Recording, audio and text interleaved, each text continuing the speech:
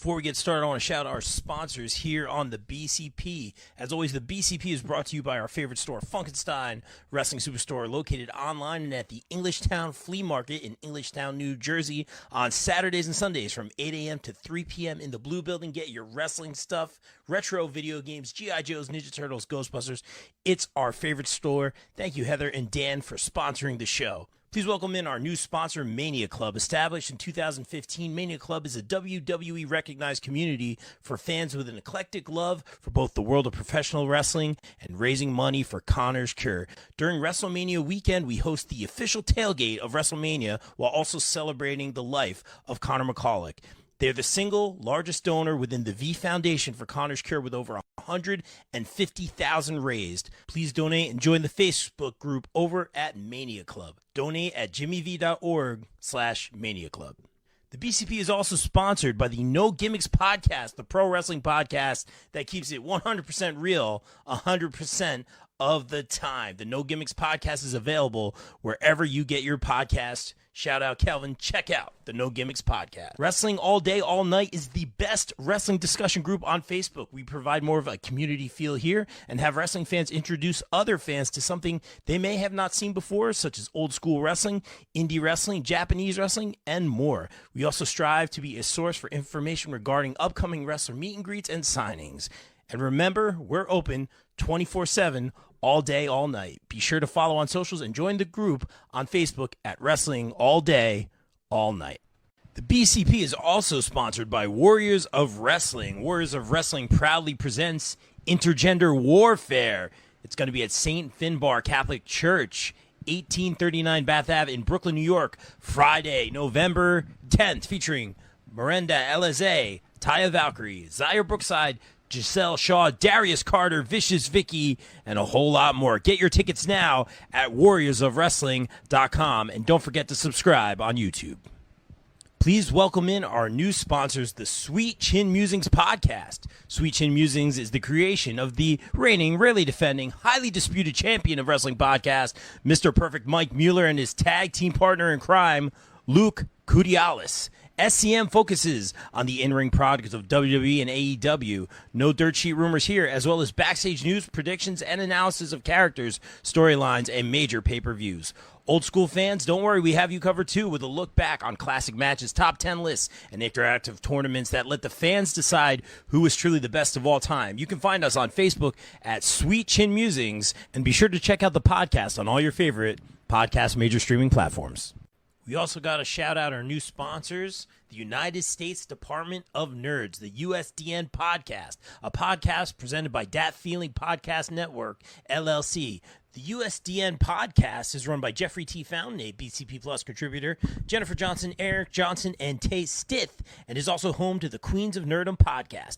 USDN Podcast is a safe place for all nerds where they can come to be entertained, learn, and embrace debate. USDN prides itself on being by the people, for the people, and of the people. Here at the USDN, we strive to bring you the best content we can find where you know it comes with the USDN seal of approval. We always strive to give you factual data, and if it's a rumor, we'll always preface it with the rumor alert before dropping the freshest info. However, once those rumors are proven true, you can bet your money we at USDN are slamming the stamp down and giving it the USDN seal of approval.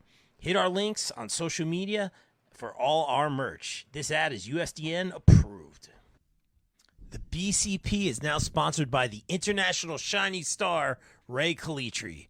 Kalitri has honed his craft traveling and wrestling all over the world, including destinations such as Mexico, Peru, Puerto Rico, and even Egypt. The ISPW Tri-State Champion and Golden Ticket holder is also one of the longest reigning ECPW Light Heavyweight Champions in history. Kalitri also holds an international championship that he won in Mexico. Always known for his appreciation of world culture, the Shining Star is also known for his taste for high fashion, lavish lifestyle, and fast cars. However, he is most prominently known around the globe for his unparalleled in-ring acumen and skill set. Be sure to follow Ray Kalitri across the board on social media at Kalitri Ray on Twitter, at PAP1Fresh on Instagram, and Ray Kalitri on Facebook. Guys, please welcome in our new pod sponsor for the show, GPW Productions. GPW provides your promotion or event with top-tier video and audio production, live streaming, and more. I can personally vouch for them in saying they're hands down the best production company I've ever worked with, as they continue to work with the likes of AEW, GCW, StarCast, MLW, not to mention the majority of the local independent promotions here in the tri-state area. They can even help you film a vignette or promo for your persona or gimmick. And guess what? GPW doesn't just work in wrestling. They cover MMA, boxing, basketball, or any other sporting event as well. Guys, on a personal note, as always, I'd like to thank Mike Sesko, Frank Leone, O'Neil Andrews, and the team for giving me multiple opportunities to work with them and some of the best talent in the world. Book GPW for a promotion or event today at contact@gpwproductions.com. Thank you to our new November sponsor on the pod and the site, BCP Plus, the rock and wrestling collector located in Stockholm, New Jersey, featuring all of your favorite rock and wrestling collectibles. This is owned by ISPW head honcho, Mr. Tommy Fierro. The rock and wrestling collector makes its grand opening on Black Friday. Don't miss it, and be sure to follow at the WC Store and at 80s Wrestling on socials. Let's rock. Please welcome in our new pod sponsor for the month of November, Pro Wrestling Magic. PWM presents Holiday Road to Kingdom Come at the Mecca in Ridgefield Park, New Jersey, and streaming on IWTV on November 25th, featuring Cheeseburger, Darius Carter, Adina Steele, Ruthless Lala, Steve Pena, Kerr, Vinny Pacifico, Death Row, Hispanos Unidos, and a whole lot more. Get your tickets now. Guys, please welcome in our new sponsor for the month of November. Savage Kingdom presents an epic Swerve Strickland signing on December 29th in Flushing, New York. Come meet and greet one of AEW's top stars, podcast host, and musicians over at the Wrestling Universe. Pre-purchase link in comments for the tickets. And on a personal note, thank you, Greek Savage, for the support and always helping with our charitable endeavors. Guys, please welcome in our new sponsors for the podcast and the site, Crusaders Collectibles, wrestling games, live signings, and more, and Wrestling Collectors Federation on Facebook. Crusaders Collectibles is your destination for some of the best signings, live sales, games, and more. They are mostly wrestling, but you may see some other items at times. We are a family here and want everyone to be treated like family. You'll be able to find custom edits, photos, figures, cards, belts, pops, and more here. Many of those will even be autographed. Wrestling Collectors Federation on Facebook features amazing auctions, sales, pick events, and even mystery drawings for some truly unique items for any serious wrestling collector. Be sure to join the group and get in on the fun. On a personal note, I'd like to thank him. All right, ladies and gentlemen, welcome into a very special WWE Crown Jewel Predictions panel episode of the BCP. Guys, we gathered our all-star stellar panel here. Guys, please welcome to the show. Who should we start out here with first? Let's start with the long resume. You know her from Kimmy Talks Wrestling, the PopRate.com, BCP Plus, the Bob Culture Podcast. I think she's working with all the talent in AEW. Marie Counts' personal protege. She's got an ROH, YouTube. The list goes on and on. We don't got time. We got to keep it moving, Kimmy. I'm sorry I can't list all the accolades. Kimmy, so cool. What's up, Kimmy? You know what the worst part is? You didn't even name like your Warriors of Wrestling commentary partner. We do that together. Trying to hit our times, and we do. And you're doing a great job too, Kimmy. I apologize. Thanks. It's okay. You know, I will forgive you, but just know I'm going to defeat all of you tonight. And I'm going to go undefeated though. It's going to happen. Wow, all right. Strong words. All right, Kimmy, we'll see what you got. And let's throw it over to the man. And I literally sat down with this man. We were at Buffalo Wild Wings. We thought the Giants were going to win. That's a story for another day.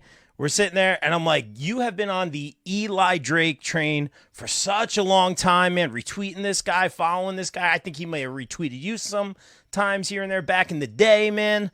And now LA Knight, the top-selling merch guy in WWE, arguably the most popular guy in WWE, and Mr. Matt Witt is, let's hear it, rocking the merch. I think you said, ladies and gentlemen, the anti-smark, Matt Witt. I think you said this is like the second WWE shirt you've bought in a couple years, right?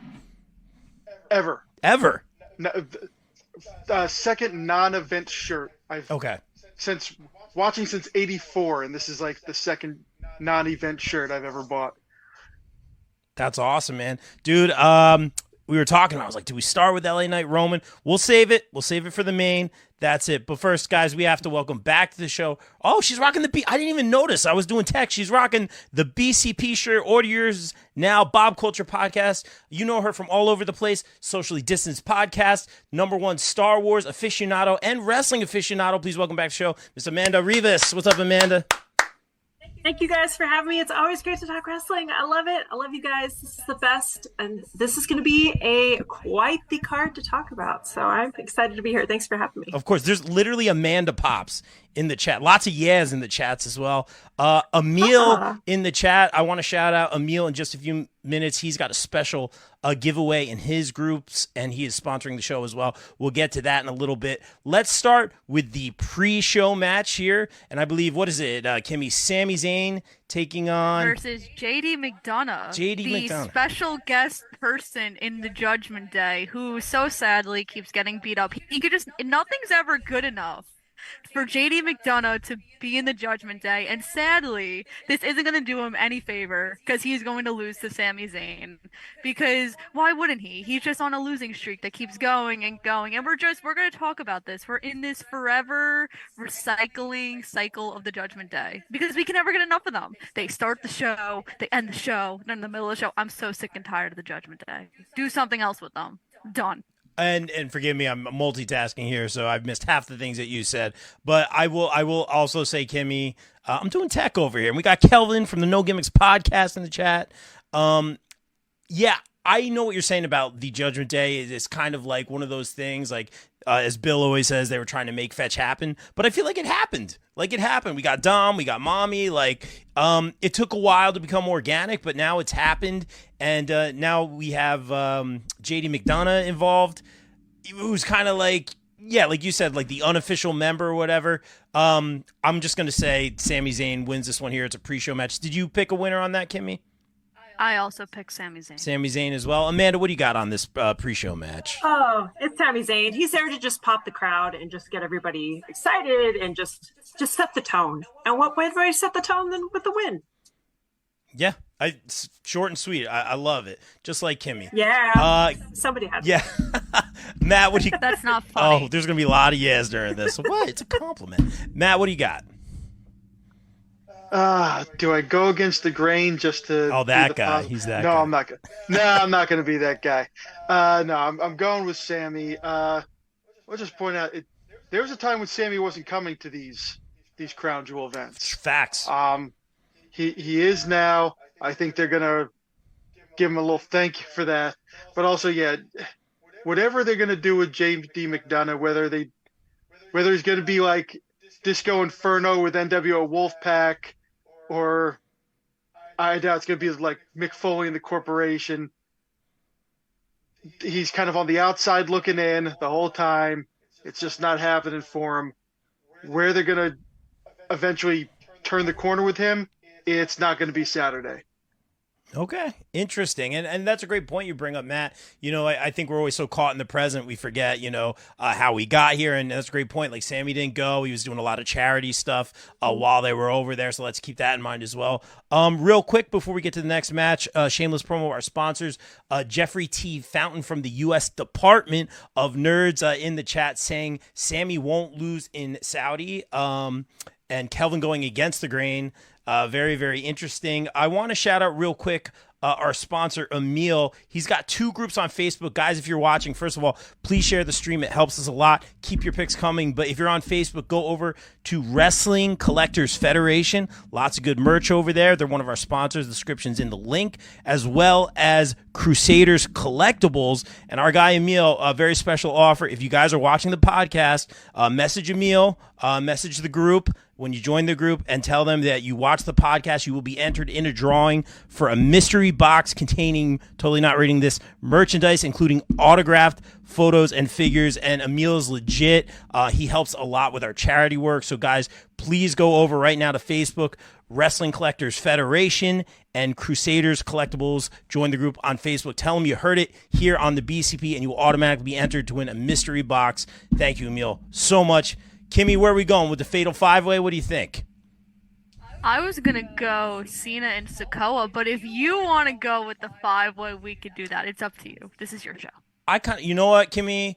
I will let you pick. Let's do it. Oh, thank God. So, we're going to go with John Cena versus Solo Sikoa. And if you listen to Cena's promo a couple weeks ago on SmackDown, this man has not won in like 2,000-something days, some like really weird number. And now that Ric Flair has actually signed his life away to AEW, Cena might become a 17-time World Heavyweight Champion. Who knows? But Cena desperately needs this win so bad because we don't know what he's going to do the rest of the year. He might even enter the Royal Rumble for all we know. So if he's going to stick around, let Cena have the win because Cena doesn't do these shows either a lot, especially in Saudi. So John Cena will get his win and not be losing. Yeah, we can see him. I'm going to copy and paste, guys. You know the deal. That was my easy copy and the paste right there. Witt, is she going against the grain here? You with us? Do you know what? No, I was thinking because John has said for a while he doesn't have a whole lot of rounds left in the chamber. He's after that Grayson Waller match. He says that's what I had to give. But no, you're right. This is I think this the first crown jewel without Brock Lesnar or Undertaker, some other big multinational crossover name on it. I think it is, and that's what they're paying for. And I do see John Cena going over. Solo's the regular day-to-day guy with the company, but he doesn't need this. He hasn't had a title since, what was the North American title in NXT? That's not his job. It is Cena's job. It's his entire persona. So whatever they're doing, Big Match John comes through on this one. Yeah, Big Match John, and Cena goes over in the chat as well. Amanda, is it unanimous? It is. I mean, Cena has given so much in this time. You know, he's not like, and I'm not trying to throw Dwayne Johnson under the bus or anything like that, but you know, John Cena continues to come back. He continues. He still works. I mean, he is a Hollywood star now at this point. He doesn't need to come back very, very much. Like he doesn't. He could totally pull, you know, Dwayne's schedule and just be a very, very special attraction. And so, you know, so he totally could just do that schedule, but he doesn't. He comes in, he puts in the work, he gives it 110%. You can tell he still loves WWE. And to give him a win, especially on a stage like this, where you're, again, you know, Matt brought up a great point. There is no Brock Lesnar. There was no Undertaker. You know, you need the star power, I think. And also, I think depending on the placement on the card, where this match is, this could be a match that I could see on the second, maybe like kind of latter half, like kind of midway through the show to get the crowd re-energized and back into the rest of the action. And you need that win by Cena. Cena deserves it again. He's put in the work. He continues to put his heart out for WWE. We don't know how much longer he's got left, especially, you know, once things in Hollywood get resolved. You know, I mean, we may not have much of John Cena very, very, very much longer. So let him have the moment. Let the crowd pop for him. Solo can afford the loss. It's not going to hurt him in any way, shape, or form. You know, like, again, this is what he does. You know, it's not like it's Roman Reigns that's continuously losing. It is Solo Sikoa, and no disrespect to Solo Sikoa, but he's not Roman Reigns. He's the guy that's used to taking the hits and the bumps. Okay, buddy, thank you very much. You can watch Nightmare Before Christmas. Oh, my son is one. still in a nightmare. Shout out! I love the shirt, by the way, Mario. Yes, that is my little one. So he's got his predictions too. But okay. Both of us, he walks around, he'll do this too. So he's obviously picked John Cena as well. Nice. He can see him. So that's awesome. But yes, we're going with John Cena because we can see you. Which I love that promo, by the way, with Carmelo and Trick with the you can see me. So good. In the chat, that kid has taste. That's right. He knows the deal. Bubba John in the chat. Big Match Bubba John. What's up? Welcome, Bubba John. Let us know who you got. And Kimmy, what do you think? Can we go to the Fatal 5-Way now, please? Sure, and you know what? You could kick us off since you're so looking forward to this Fatal 5-Way match. I don't know why. This match is not going to be very good. But go ahead, Rob. All right, so we got Shayna Baszler. We're totally not reading this, Raquel Rodriguez, the returning Nia Jax, Zoe Stark, who I'm a big fan of, and Rhea Ripley. So I'm a stats guy. I'm an analytics guy. Kimmy, you know where I'm going with this. Kimmy, how much of a chance does Rhea have of retaining the Women's World Championship here? 150 at this point. Well, okay, please. Oh, the helm is yours. And why is that? Does anyone remember the last time she defended this title before this pay-per-view? Because I don't. She never defends this title, so why is she gonna lose it now? It doesn't make sense. She'll go into WrestleMania 40 defending it against the Royal Rumble winner, whoever that may be. Please let it be. I don't know who I want it to be. It's too early for that. But Rhea Ripley's gonna win because she doesn't wrestle ever, because she's so busy with Dom. Okay. Well, and she's the focal point too of the Judgment Day at this point. Everyone's like, she's the leader of the Judgment Day. She's the leader of the Judgment Day. It makes no sense for her to. I had to jump in. I was like, Kamia's making so many good points. I just had to jump in and just say, I'd be shocked if they took it off Rhea. The only maybe possibility, and if you want the crowd to riot, is going to be Nia Jax. If they do that, if it's WWE with the unpredictable, people will be waiting at the airport. Yeah. God. So, if they really want to get the crowd upset, then that's probably the only possible person with any kind of star power momentum type of thing that maybe could, because she still has some of her she came back kind of buzz, good, bad, and different, but nobody else has any. And again, no disrespect to any of the women here, again, love Raquel, myself, Zoe's awesome. It's just right now they don't have any traction. Again, that's a good discussion we've had here before with how women's wrestling is treated. I won't dive on that soapbox, but that's part of it, is you don't have anybody that you can say, hey, Rhea Ripley has a credible challenger. The only person that has, again, even the slightest bit, and that's only because of the controversy that has come around to her time with WWE and kind of what's happened outside of WWE, in terms of her social media and stuff like that, is Nia Jax. But I don't see Rhea losing the title. There's no credible challenger for her. So like the one time a year she defends it. And again, no disrespect intended to mommy, but she's not defending it very often. And again, she's being billed as the leader of the Judgment Day. She's everywhere right now. So I don't see them taking the title off her. Yeah, really, very, very well said. And of course, mommy, the number one on the PWI 250, which is, I think, is very well deserved. At the same time, I think you guys bring up a great point. As Kimmy shaking her head no, that she does not defend. Should have been Athena. A lot of people on Twitter were retweeting saying Athena. So, and that's awesome to see. Athena's amazing and one of the best finishers in the business at large for sure. Kelvin in the chat saying, I love the math here. Rhea has 173.3% chance of winning. Steiner math here rules. Yeah, Matt's doing the calculations. I'm going to obviously say Rhea as well. Matt, I mean, this isn't the most exciting panel because we're all agreeing here, but that's okay because I think it's a safe bet. Well, I thought maybe they might have been thinking going with Nia for a little bit, because when she came in, it created a big buzz. And then when she has to lay out Rhea, one of the top 5, if not top 3 people in the entire company, and she hits that bonsai drop and hits it so hard that some of Rhea's tattoos might have transferred to Nia's ass on that one. Maybe they said, all right, let's slow down.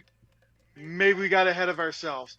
I'm going with Rhea, but I just will point out something because this is another one of my little fave picks. Out of these 5 names, one of them is not like the others. The other 4 women all have this reputation as monsters. They're all, intimidating former champions. Okay. I think they're going to give Zoe Stark a bit of a look. I think they're going to showcase her a little bit, show her being scrappy out there. She's got not a chance. She's probably number 4 as far as who they plan to put it on, and Rhea's the far and away number 1. But I think we're going to get a good look out of her. Great stuff, man. I love the stats, and I think that's a great point. I've been a fan of Zoe for some time now. Again, we talk about great finishers. Another great finisher. And in the chat, man, that's why I love these things. We got a back and forth between Bob is saying the ROH champ isn't going to be higher than the WWE champ. Again, just reading the comments here. Kelvin in the chat disagreeing, saying Athena is doing the work of the Lord on ROH. She should have been, and Athena absolutely killing it. Shameless promo. She took on the Vicious One. Check out the match on YouTube on AEW Dark. Shameless promo. I am not sleeping on the couch tonight. All right, guys, let's move on to the next match. I'm very excited for this one. Rey Mysterio, that's my guy. That's why I'm here, ladies and gentlemen, versus Logan Paul. And the reason I'm excited about this, because regardless of your thought, again, in this show, we talk storyline, we talk character. We're not doing any behind the curtain stuff.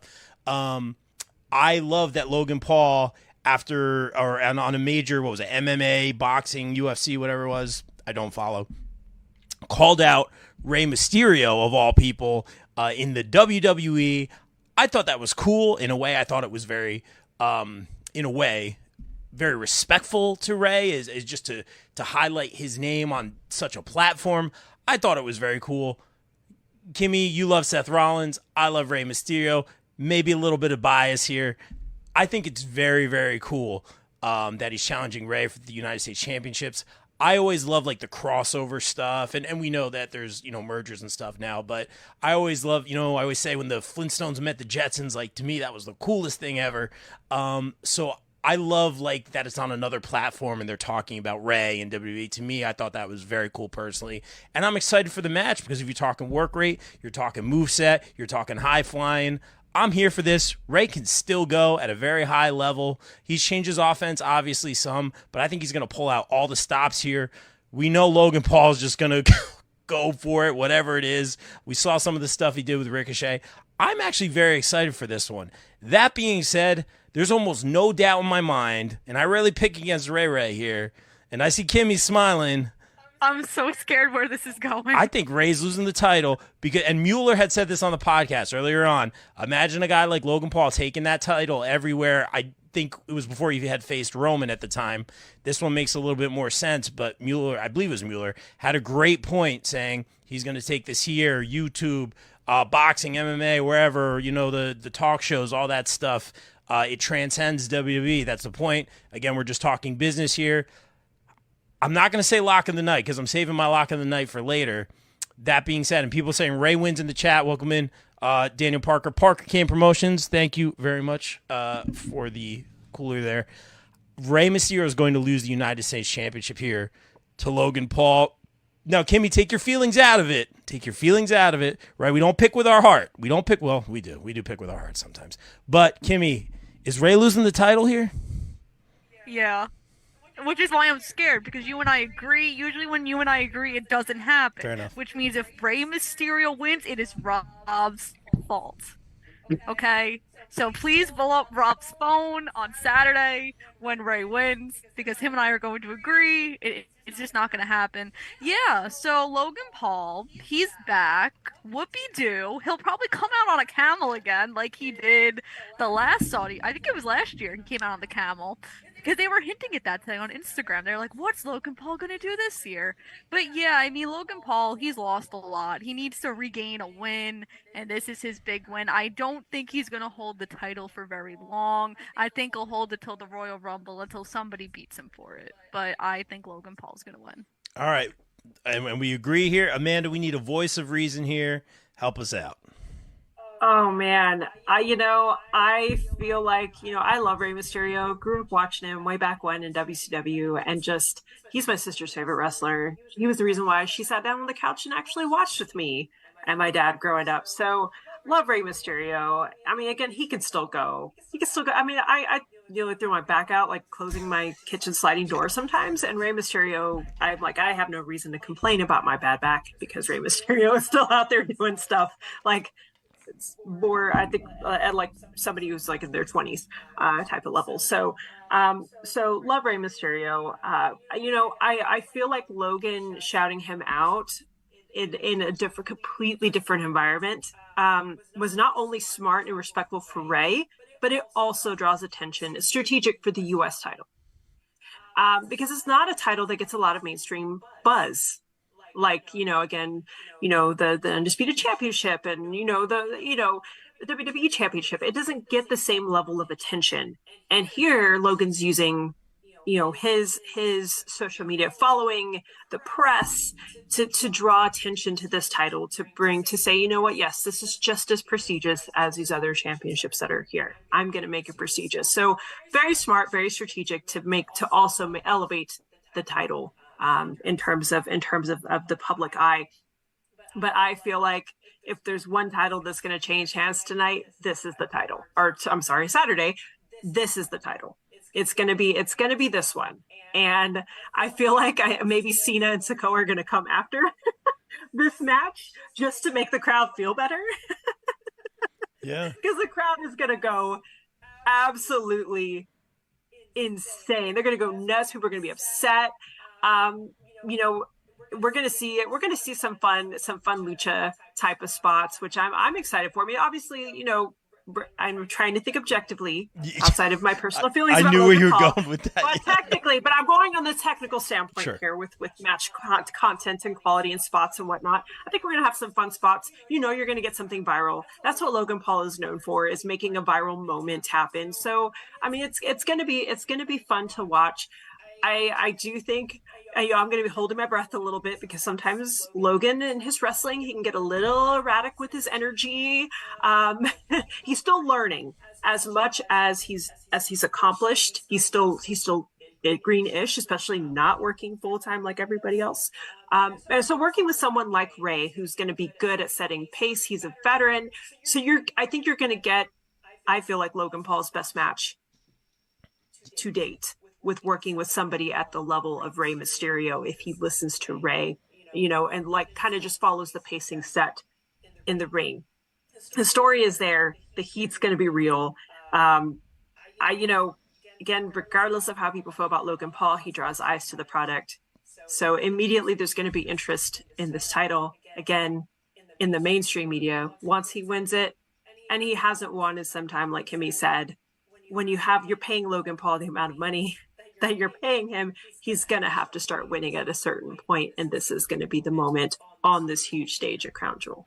Wow. A stellar assessment, Amanda. I always want to do like the around the horn. I always say that, like, I want to give you guys points. I'm going to have to do that sometime. Really good. Kelvin in the chat saying Santos Escobar turns and costs Rey. Santos joins Lashley. Very interesting, Matt. I hope I didn't steal your thunder there, man. I shouldn't have read that before I threw it to you, bro. No worries on that, Okay. because it's my job to be boring now. Yeah, I am going with Logan Paul. The fact is, a few years ago, everybody in that back board office saw what he's done for boxing, says he can do it for us too, and this is going to be the next step in that. And real quick, everything that goes on with Logan Paul outside of the wrestling ring, I will say this, as a fan of pretty much all combat sports, boxing, MMA, wrestling, you name it, a lot of boxing purists hate what's going on with the Paul brothers over there and how they get that kind of buzz that they're now bringing to WWE. The sport of boxing has no one to blame but themselves, because they filled a niche that wasn't being filled. Now you've managed to sort of transfer that to professional wrestling, and he's killing it here too. As Amanda said, you're going to get like at least one crazy, oh my God moment out of this match, to be sure. The only thing is they're probably going to get about 3, and they're just going to pick which one they want to go with. So I am going with Logan Paul on this one. Yeah, I think that's a really fair, not lock of the night, but I think it's a really fair assessment. Yeah. All right, so we have a singles match for the women's championship Io Sky versus Bianca Belair. I think they just announced the reality show with Montez and Bianca. That should be very, very cool. Two long time faves.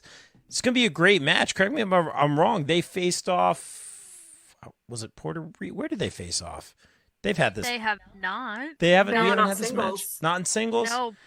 There's a lot of No. wrestling. I apologize. I thought I saw this match in some form or fashion months ago. No? In your dreams? Probably. I mean, it is a dream matchup. Let's be real. Bianca Belair, stellar moveset. Io Sky, stellar moveset. One of the best springboard basement or springboard drop kicks you'll ever see. She gets so much height on that. High flying. Just because I don't see Bianca getting the title here, I'm going to say Io retains. And I think this low-key, am I using that right? Low-key might be match of the night right here, Kimmy. I'm going to throw it to Matt first because I don't want him to have to like be the unanimous one again. Okay. And it's not unanimous because Io's been great. Damage control thing has been going, but it hasn't been in that upper echelon, that next level. The Roman, the Rhea, where the other championships are being presented, or at least getting showcased. And I think they're going to switch gears to kind of to get more of the crowd reaction and put on Bianca. She absolutely blows up the crowd every time she comes out. At least I was in Charlotte back this summer, and it was a smaller arena. You'd have thought it was a stadium with how they blew up for her. And that's most of the places where she goes. And some people just are immediately going to cringe when I say it. There's another player involved here. Every time that Damage Control is out there, 3-on-1 on Bianca, Charlotte shows up. And that's a rivalry, the Charlotte-Bianca kind of thing, the back and forth. It's not that far off. Whether we like it or whether somebody likes it or they don't like it, count sometime in 2024, the Queen getting another reign. That might be the one that ties up. Kimmy can correct me on that. Our encyclopedia there, whether that's going to make 15 or 16. I think it'll be 14. That'll be 14. I think. That's going to be one step closer, and they're spacing them out now. They're not doing them every 3 months. But those are going to be amazing matches when those two go in. So, but to get there, Bianca's got to win it first. Good. He's a current 14, so she'll be 15. There we go. Good stuff. In the chat, Jeffrey, Bianca takes it. Miguel, I say Bianca Belair. Bubba, Belair returns and takes it. Wow, I'm way off base here. Everyone's saying Bianca in the chat. Welcome in Miguel again. He also wanted to say, I think Logan Paul was going to win the last match as well, and maybe eventually LA Knight will beat him for that U.S. Championship. Yeah, I think that's good, like playing chess right there. I hate using the term consolation prize, but I could see that title being destined for LA Knight for sure. Kimmy, go ahead, weigh in on this match, Io Sky versus Bianca Belair. No one's going to talk about the free agent that's probably going to show up in this match? I thought about it. All the way from Japan? You think it's the pirate herself? Yeah. That's not what I was thinking, but yes. Who were you thinking? I was thinking Jade in some form or fashion on this card. No. Not even an appearance? Not even like on a monitor? No, her and Becky have a thing. Her and Becky and Xia, they have a thing. So no, not yet. So I think Kairi Sane is coming because she's a free agent now. She was added to the roster as of 2:00 today. So I think if not Saturday, Kairi Sane's gonna come like next Friday. But I definitely think she's gonna come back, and for that reason alone, I think Io Sky has to retain here so we can get the Kairi Sane Io Sky match for the title that everyone really wants to see. So Bianca won't win. But maybe she'll be champion by the time her little show airs in February. Add some more publicity to that. Oh, I kind of like that. Kimmy, are we agreeing again for once? Oh Oh, here we God. go. Vicious Vicky in the chat. My demon girlfriend saying, Champ says, yeah. What's up, Champ? You are probably stealing all the blankets and sleeping in my spot. Amanda, what do you got on this one? Oh man, as much as I want Kimmy's prediction to come true, because how amazing would that be if Kyrie just showed up and challenged Io? We would get like one tremendous, from a technical standpoint, beautifully done match, women's match if given the right time. That would be insane. Hell yeah. But I'm also looking at Endeavor. This is not just a WWE thing anymore. I know. It's not just WWE anymore. We're looking at Endeavor. And as a whole, they're going to want to you're looking at a bigger business conglomerate. It's going to want to make more money.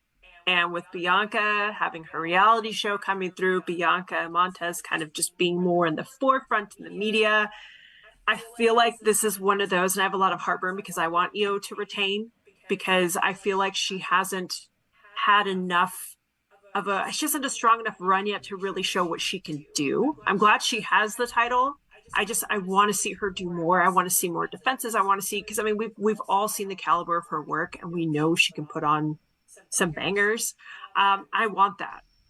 But I also look at, this is a business, and business says, hey, we need to draw more eyes to the product. People know Bianca Belair. She's out in the media. She's out here. So I feel like it may be one of those situations where they put it on Bianca to draw eyes, but then Bianca loses it at the Rumble. They're going to play hopscotch with this little bit, hot potato with this title. I can see that happening, which is a WWE thing to do. And it drives me nuts, but I can see that, because then it could drop to Charlotte Flair at the Royal Rumble. Who knows? They may even scare, kind of just shock everybody, throw it on Jade. They could, you never know where it's going to go. And when we think that things will make sense, and I feel comfortable with Triple H, and it makes me happy because there's a little bit more stability. It's still WWE. It's still a business. He still has to deal with Endeavor. So I can see them putting the title on Bianca to draw eyes, Bianca losing it maybe to Io, maybe to Charlotte at Royal Rumble, but still involved in the title picture because of the reality show. Whether she keeps it or loses it, Bianca will be there. Good. But I think I'm going to vote against you guys and go Bianca this time. Good thinking. I like it. And in the chat, echoing what I'm thinking literally right now. Amanda getting all the love in the chat tonight. Okay, Amanda. Thank you, guys. I see we got to have the Amanda merch pretty soon. Okay, Amanda, I see your business sense and I respect it. Wow. Amanda swayed me. Look, Amanda, you're winning them over in the chat right now. What is going on here? Very, very interesting. Did we get everyone on this one? Yes. You got you, Matt? Yes. Yep. All right, let's move on to Cody Rhodes versus Damian Priest, and the criticism I have heard most about this match. You guys got to guess what the criticism is. Why is Cody Rhodes stuck in a Judgment Day storyline Fair since enough. literally California? Fair. I think that's fair. I was going to say the question asked, why isn't the briefcase on the line sort of I mean, I get it. There is a very slow build here. I think we all kind of see leading up to Mania 40. We'll see what happens. A lot of rumors. We will certainly see what happens. Cody Rhodes, Damian Priest. I don't think Cody takes a singles L for a while here, purely based on that. A lot of times, those Money in the Bank briefcase holders, i.e., Austin Theory, take a lot of L's. Total Judgment Day interference. I'm going to say maybe Jay pops up in this one, a little save thing. We're setting up for Survivor Series here. There are Survivor Series implications in this match, whether it's going to be a War Games, whether it's going to be the classic Survivor Series match out in Chicago. We'll certainly see. Kimmy already shaking her head, so I'll throw it to her next. I don't see Cody Rhodes taking a singles loss for a little while here. Kimmy, why am I wrong? Because it has already been confirmed it's a War Games match. They It confirmed is. that 2 months ago, and the poster already says War Games. Does it? I remember that happened Yes. last year.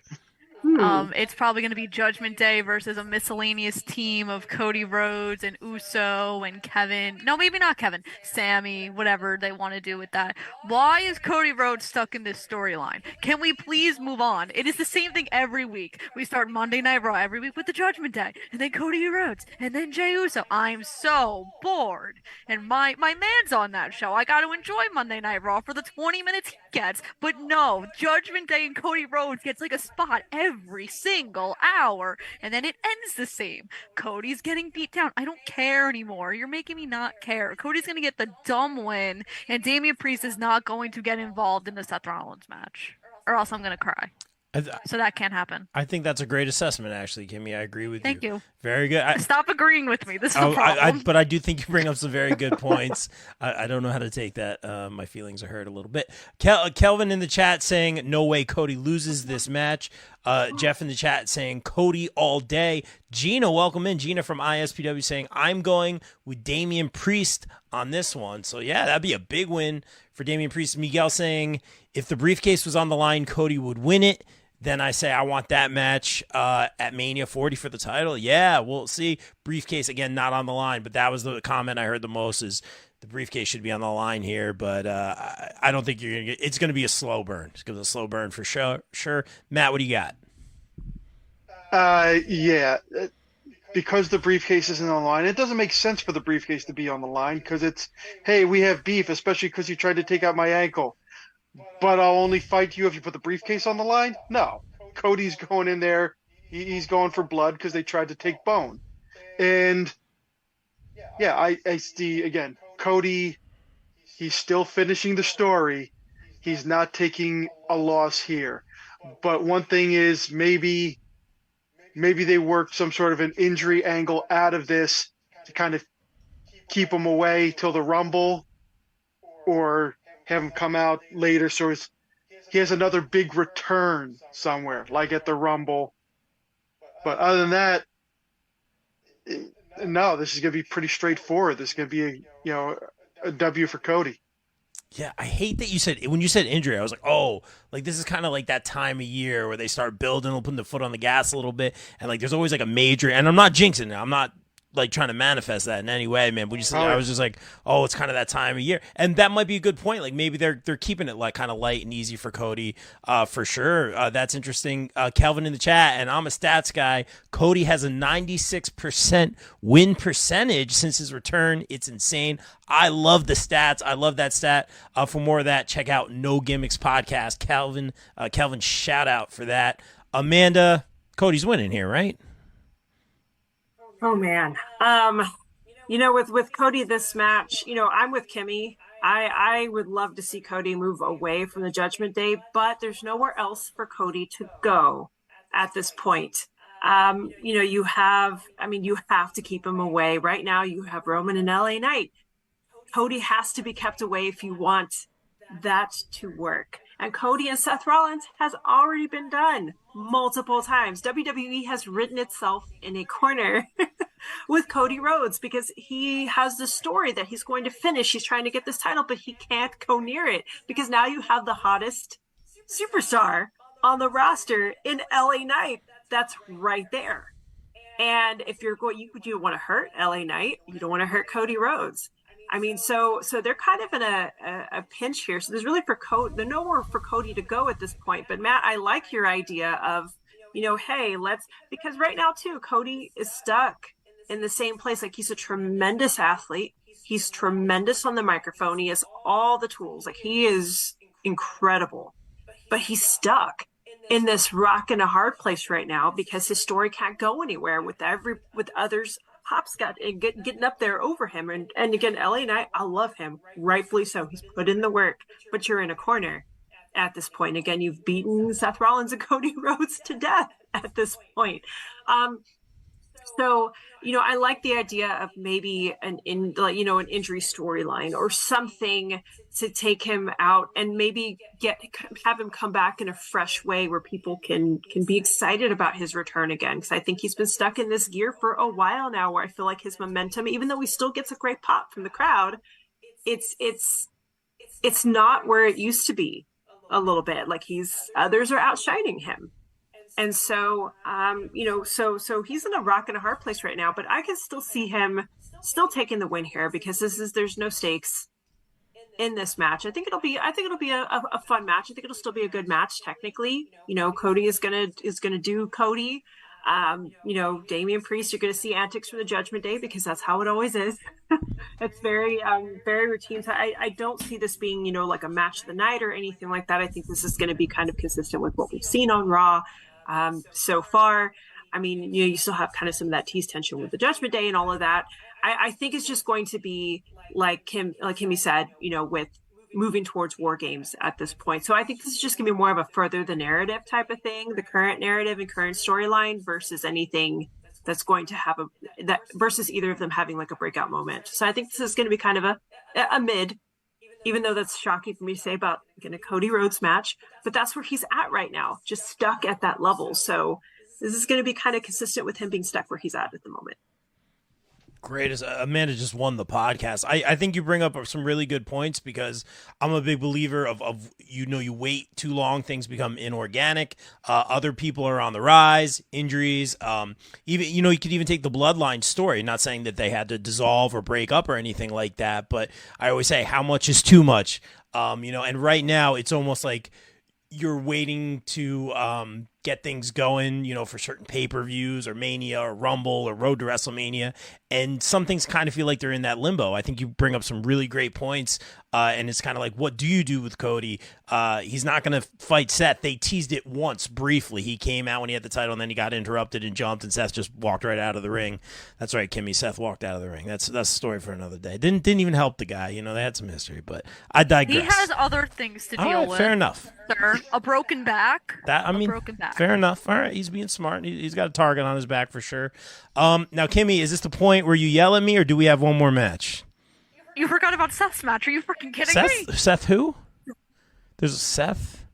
Oh, Seth Rollins. Amanda's son is also named Seth. Little Seth Rivas. Oh, well, that's Seth. I know that Seth. Who always cheers for Seth Rollins. He has this little mask. Yeah. That's what he says. He's going to wrestle one day, and he's going to be Seth Rollins. I was like, well, buddy, you're going to have to pick a slightly different name because that one's taken.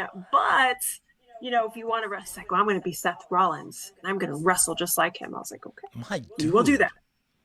Seth Rollins Jr. It's okay. Yeah, Seth Rollins will have a son. He could be Becky's son. They had a son, and here it could be like a Rey Mysterio thing, where it's like passed on, the Seth Rollins moniker.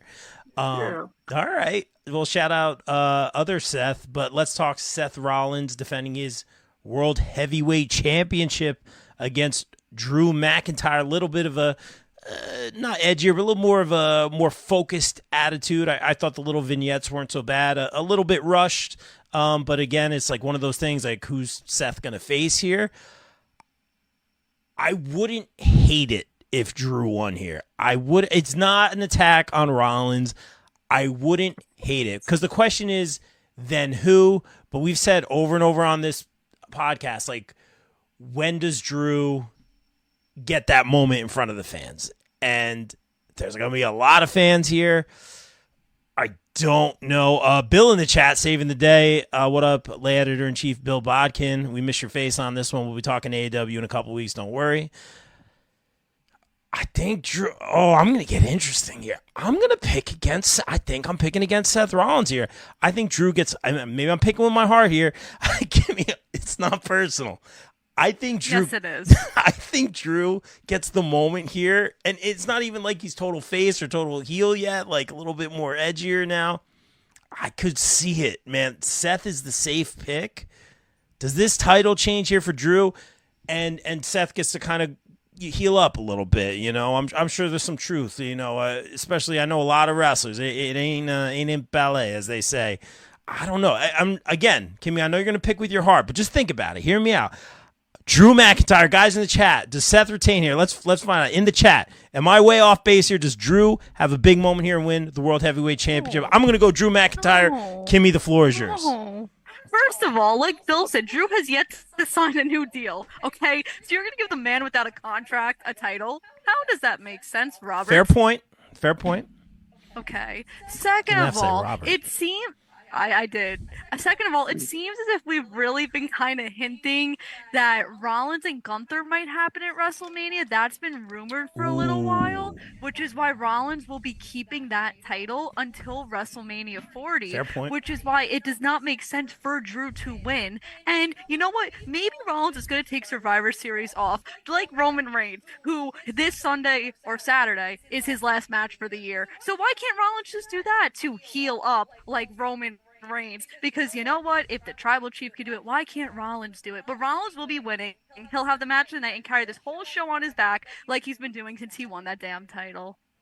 I want to have a comeback. I might cry a little bit. Don't. Those were It's all over. really good points, and I can't argue with any of them. Touche, Kimmy. Touche. Matt, what do you got?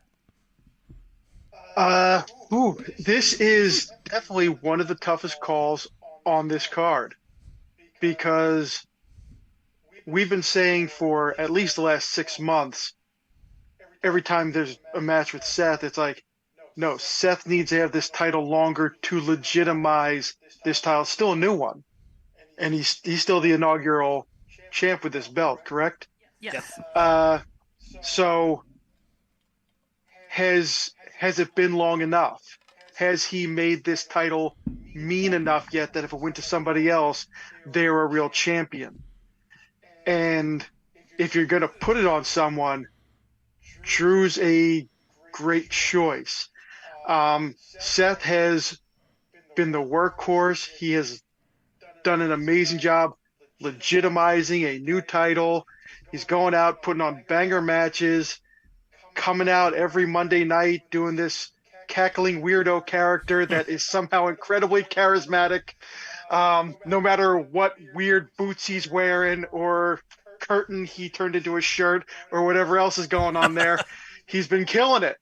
The only reason why I hesitate to pick Drew on this one, because it would be a big moment in front of a big crowd, is that Survivor Series is coming up. How many people are on a traditional Survivor Series team? It's 5, right? It's 5. If we count J.D. McDonough, how many males are in the Judgment Day? 4. Oh, hell no. They've been showing Drew, they've been showing Rhea in the background of different people's vignettes getting into Drew's ear. So maybe it is going to happen, but I don't think it happens yet. I think a loss to Seth and then just kick the shit out of him afterwards to get his heat back is what's going to push Drew into the Judgment Day. So I'm going with Seth on this one. Man, you guys are killing. You just makes so long-term storytelling, man. That makes a whole lot of sense. I can't change my answer. I won't change my answer. We can't do that here on the show. But really good assessment. Amanda, you've been killing it this whole podcast. What do you got? I don't know, man. Matt just came in, he cashed in his money in the bank and just took it. That was brilliant because it's something that makes sense. It makes sense because you look at it's probably not going to happen, but well, you're not off the mark though, at all. You see it. Even I want to say, was it the last vignette they did? Seth called him out for it. Well, what were you talking to mommy for, kind of thing, And so, that's not out of the realm of possibility. And I know we haven't talked about these yet, but there hasn't been for me as much buildup for a lot of these. At least here, I appreciate that. This is just a testament to Seth and Drew as talent, and that here's the promos, here's what you have to do to build up this match, and they still did it, even though I feel like I wish I had more of a build up for this match. And this match was one that I agonized. It's probably one of the ones that I agonized the most about, other than, my tribal chief, who I will always acknowledge and adore and choose my heart on that one. But that's where my logic goes out the window sometimes. I know. But the way Kimmy feels about Seth Rollins, I'm right there. Other than my Flamingo King, it's Roman Reigns. Nice. It's Roman Reigns, right there. So With this one, I went back and forth a lot because one, I think this has the potential to be match of the night. Drew and Seth have outstanding chemistry. I enjoy their matches, especially in front of what's going to be a very energized crowd. At this point, especially after Mysterio, Paul, and Cena and Sikoa. So this is going to be. I think technically it's going to be a fantastic match right off the bat. Chemistry's it's going to be hard hitting. It's going to be, and who knows what Seth's going to come out wearing. I actually do get a kick out of. I'm like, what's he going to wear today? What's he going to wear today? So this is going to be. He's going to come out in something more Seth than Seth for sure, since it's Crown Jewel. So I feel like. As much as the narrative about Drew not winning a championship in front of a crowd has been told, and it's a valid one, it was well told for the short buildup that they've had so far. I feel like when Drew does win it, it will be here at home versus Crown Jewel. I feel like that's the potential is there for him to win it. It's not going to be too far down the line, but I think he is a good person to take it off of Seth. I just think it's not right now. Because again, from a business standpoint, other than Cody Rhodes on Raw, Drew is probably one of the more mainstream names at this point. You see him at movie premieres, you see him here, you see him there. Seth Rollins is extremely mainstream at this point, especially with all of this just having happened. Again, you're going to see him in, and I forget the Marvel movie off the top of my head, but that's Captain coming around America. Thank you, Captain America. And you know that's coming around the corner. You can tell my brain is fried when I don't remember that. My brain is fried today, ladies and gentlemen. But basically, he's coming up to that, even though, yes, we have everything that's going on with the strike and whatnot. But Seth Rollins still has a lot of very mainstream appeal. So I can see Seth Rollins retaining. Do I think a cash-in is possible here? Yes. I can see a cash-in being possible here. Do I think it will be successful? I don't. Ooh. And I feel like that might be they're going to have to tease tension somehow within the War Games, within the team. We already have seen this with the Judgment Day, with the teasing of, kind of the friction, like again, between Priest and Balor. Who's the leader of the Judgment Day? With Rhea Ripley, you're seeing all of that happen. And I think to further it, Damian Priest is going to have to lose the Money in the Bank briefcase and have an unsuccessful cash-in. And that way Seth and Drew can continue to have their storyline kind of going through, which I know I feel like it's going to continue for a while. And Seth still continues to hold it and bring eyes until somebody else can show up, or at least maybe they build Drew, but somebody can show up that can take the mantle. Because again, with Roman Reigns also going into, like Kimmy mentioned, this is going to be Roman Reigns' last match of the year. You don't have that champion on TV. You need someone that's going to continue to draw eyes to the product. LA Knight can only do so much on SmackDown. You still need somebody to have a champion, to bring eyes to a championship belt, the one that's active on Raw. Right now, the only person that can do it, which it could have been Cody Rhodes if they hadn't beaten this thing to death, but Seth Rollins is your only person to do it. To keep people here while Roman Reigns is gone. Kimmy's pretty happy with that. This is interesting, and Amanda, you hit it right on the head, because when you started talking, the chat took on a life of its own, and people were saying, is this match going to be first? I could see Damian Priest cashing in on Seth Rollins. So that kind of took on a life of its own. Very interesting. A lot of people saying, yeah, Damian Priest cashes in, wins here, doesn't win. Will this match be on first? So some great stuff here in the chat, guys. Check it out. Kimmy, are we going to the main event here? Yes, you did a good job, Rob. Wikipedia served you so well this week. Let's see if it serves you well in 2 weeks. Not condescending at all. Let's go Well, it's the main event, and of course, we've been waiting for this one. LA Knight. Let's do it. Yeah, I know you're all doing it at home. Yeah. That's it. Oh, Thank you. Matt is ready. That's legit. That's on point. Yeah. That's beautiful. Oh man, Matt. This beautiful. guy's old school love in LA Knight before it was cool. Versus Before his LA Knight. Amanda's tribal chief, Roman Reigns. Going thousands of billions of days here. Matt, I think I'm going to let you take it home unless you want to go first. I think I'm going to let you close out the show. I'll take it home, sure. Yeah, because you've been a long-time fan. Amanda, I'm going to start with you. Your tribal chief, Roman Reigns. Is there a chance he loses here to LA? LA Knight, very popular #1 merch seller. We know the catchphrase. But can he just come in here and, based on popularity and a little bit of storyline, take out the tribal chief? I love LA Knight. Don't get me wrong. Okay. I think he's fantastic. I think he's fantastic in the ring. I think he's fantastic on the mic.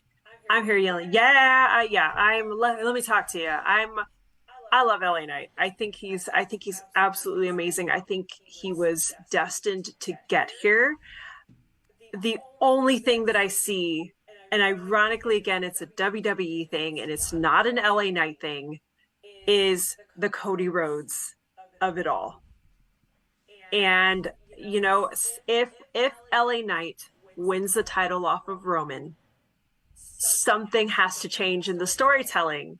And LA Knight is so popular right now, and somebody has to give. And I don't know if WWE wants either to give in terms of a turn at all. And so I feel like if Cody wasn't around, if there wasn't that narrative that's already been planted, I could see LA Knight dethroning my tribal chief, who I love and adore. I love you, Roman. And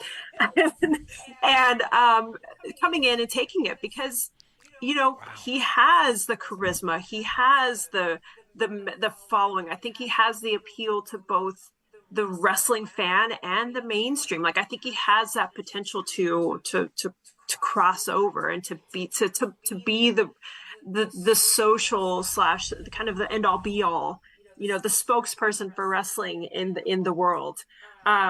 He has that potential. Tremendous. Just, I love him. But again, you've got the Cody of it all. And I don't feel like LA Knight's going to take the title from Roman. I think Roman's going to keep it. I think Roman's going to keep it until WrestleMania. Hate me, I know. But I think Roman's going to drop it. And it's going to have to be a big drop for Roman to do it. And right now his arrangement is working, and only a few people know why he's taking time off or what's going on or what's happening or what his schedule is. He has a sweet deal right now. It's working. Why fix it if it ain't broke? And Roman still gets a reaction one way or the other. I acknowledge my tribal chief. Wow. I think he will retain it. Wow. As much as I love LA Knight, and that hurts me saying it. Lots of good stuff, Amanda. I mean, and I think you bring up a great point. I don't want to say it's problematic, but it's odd how between the two shows, it all does kind of revolve around Cody in some form or fashion. I think you bring up some great points. Lots of yeahs in the chats. BCP plus. Yeah, I like that. I'm here for that. Thank you guys. Damian Priest, yeah.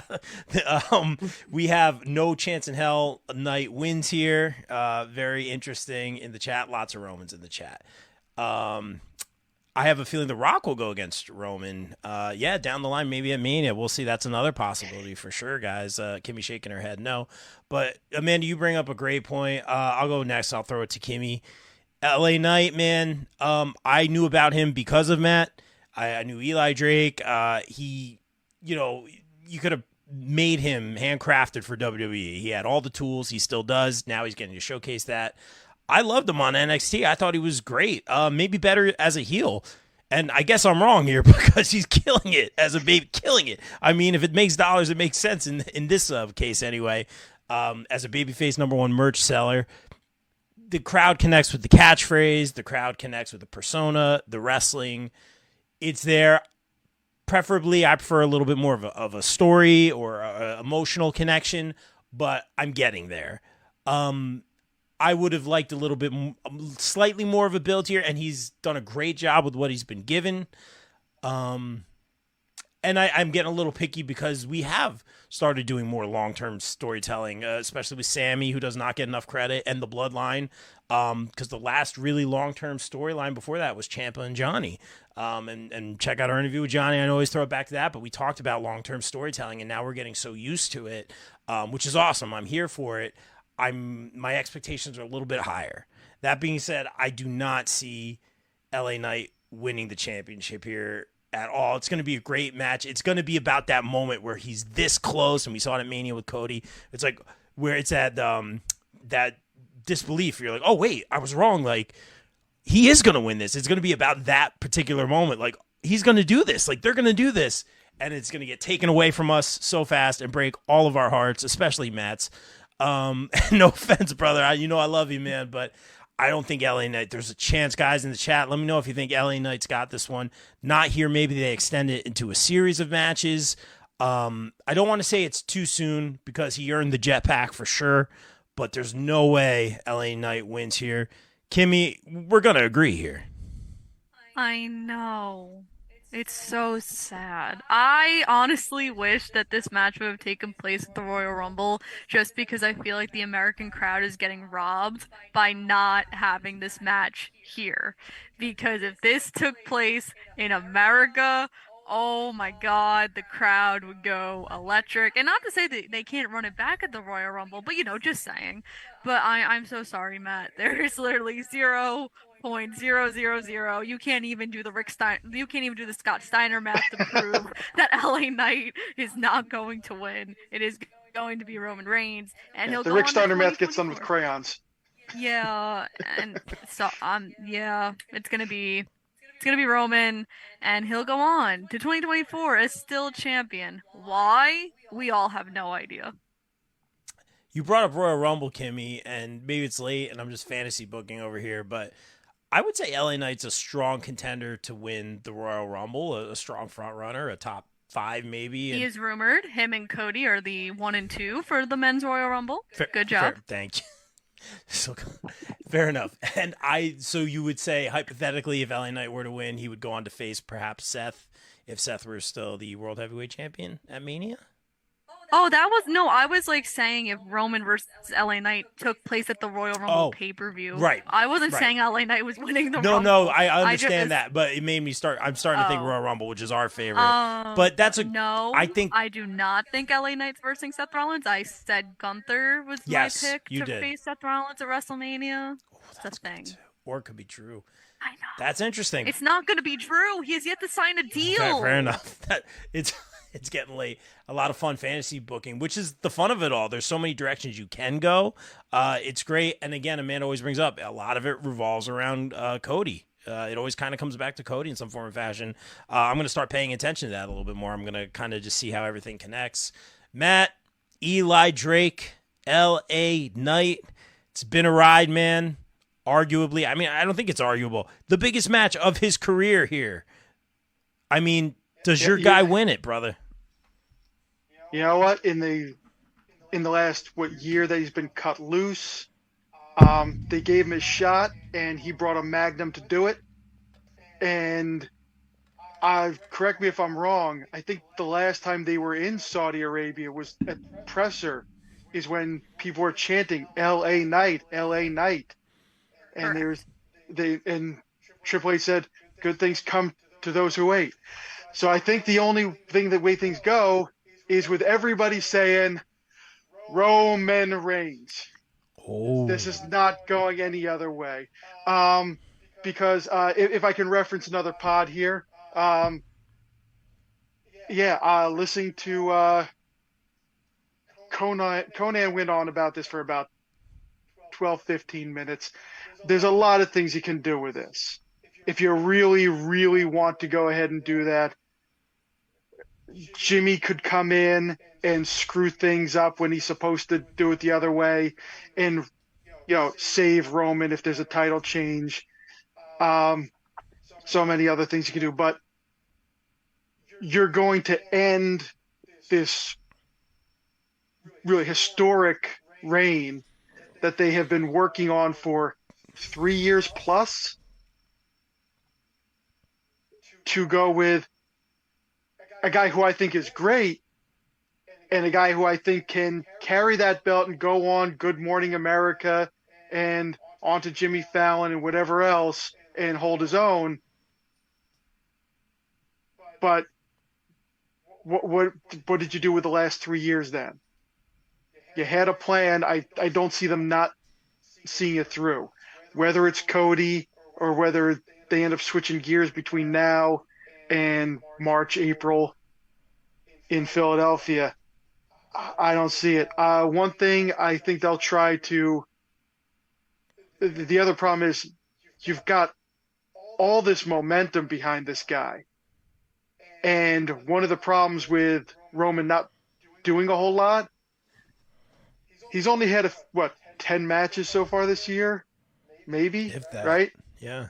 When was the last time he had a clean win? Not this year. Yeah. He kind of needs one. Who needs a clean win more than LA Knight needs the title win? It's kind of Roman. My guess for the finish on this one is Roman dusts off that guillotine choke, and LA Knight, it's not quite going to be Brett and Austin with the blood dripping down. I don't see LA Knight tapping out. I see him trying to punch his way out until the punches get weaker and weaker and weaker until the ref calls it. He's still a fighter. He's still got the people behind him, but he didn't get it done that night. Wow. Good stuff, man. And I know it hurts you on the inside to pick against your guy. I get it. But again, we got to take our heart out of it sometime, man. I appreciate that. Really great show, guys. Like, great insight. I'm so proud of you. I know I say that all the time. So proud of y'all. You guys knocked it out of the park. Getting out of here, but real quick, getting out of the chat here. A lot of stats. I love the stats. Tim Rosen, great stat here, saying he did beat Riddle clean. Very interesting. Miguel in the chat saying the Universal title had switched hands twice at Crown Jewel, once with Bray, RIP, and Brock as well. Miguel in the chat also saying, plot twist, The Rock wins at the Royal Rumble. We're getting way ahead of ourselves. That's my fault.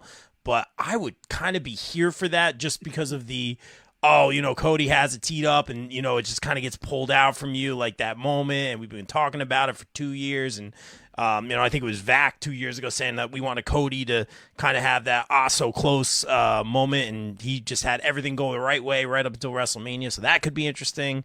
Really good stuff, guys. Great panel. I love it. Let's get out of here. But before we get out of here, we are all about that shameless promo here on the BCP. Amanda, you do a lot of stuff, doing a great job hosting a Socially Distanced podcast. You talk Star Wars. I think you're talking Doctor Who. Lots of good stuff. What do you got for us?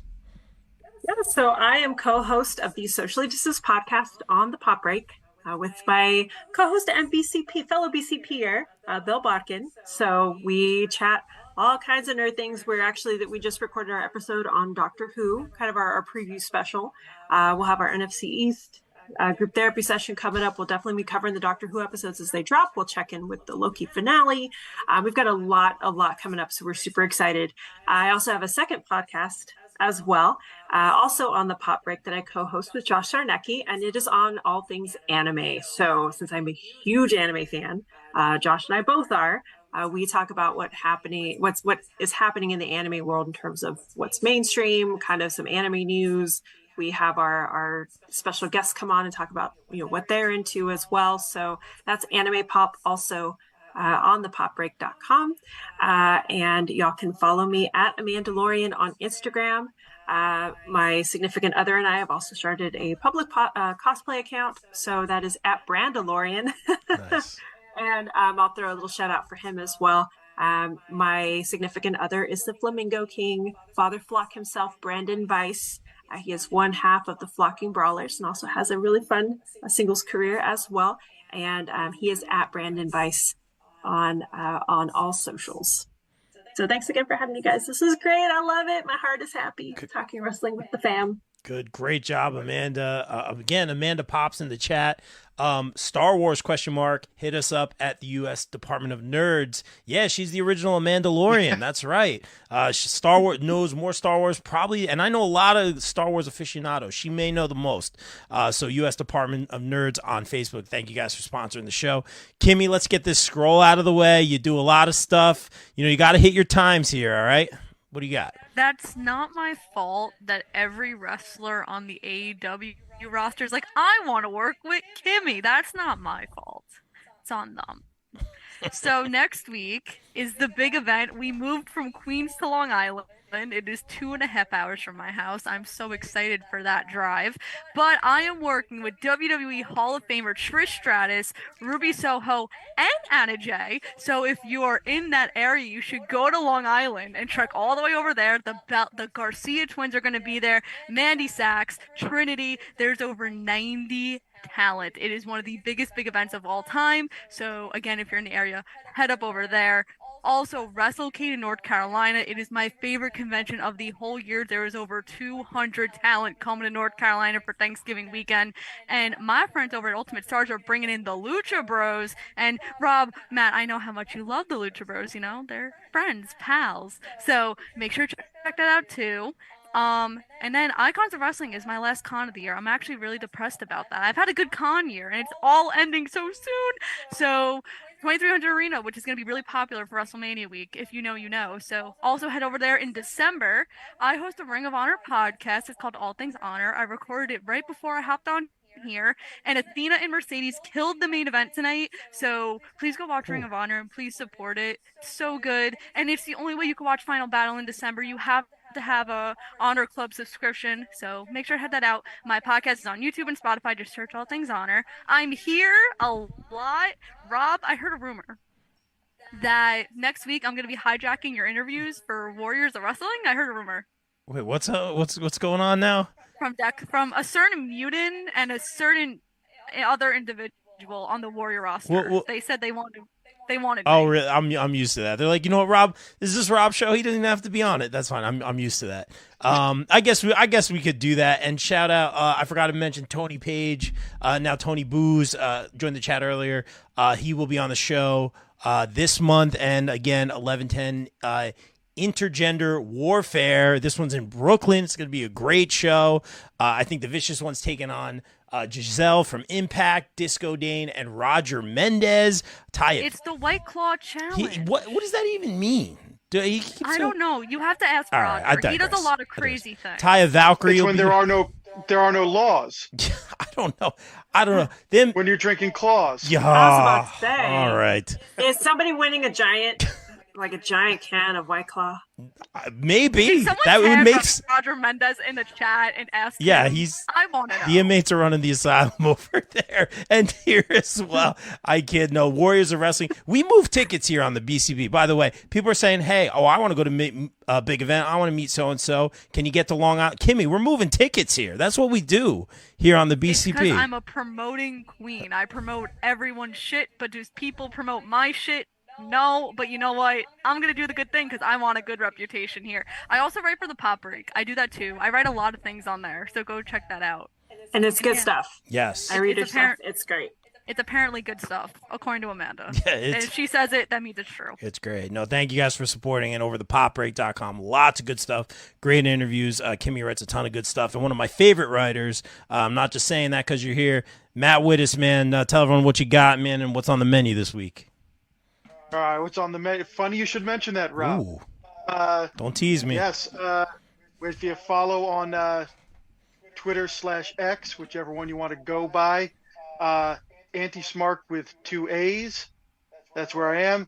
And in addition to me talking about sports, pro wrestling, comics, D&D, and other all asserted nerdery, you occasionally get some nice pictures of smoked meats, and I think we're going to throw up some, couple of racks of ribs right after we get done with this. I'll throw those pictures up there, let people know what they're getting at. And when I'm on there, often throw in links to articles that I've been putting up on Pop Break. This week, season 2 of Invincible drops on Prime Video. I'll let you know whether it's worth your time. Quick hint, yeah, it's going to be worth your time. But go ahead and check that out. Love it, man. And through all of that, and thank you guys for standing up through the shameless promo. Anti-Smark is my type of guy. People are checking out Amanda's podcast. I'm setting up future collabs with the homies at BCP. Kimmy slayed it this year. I love the love. Thank you guys so much. We appreciate you watching. And guys, like we always say here on the BCP, everyone stay safe, stay positive, take care of each other. We out. Peace.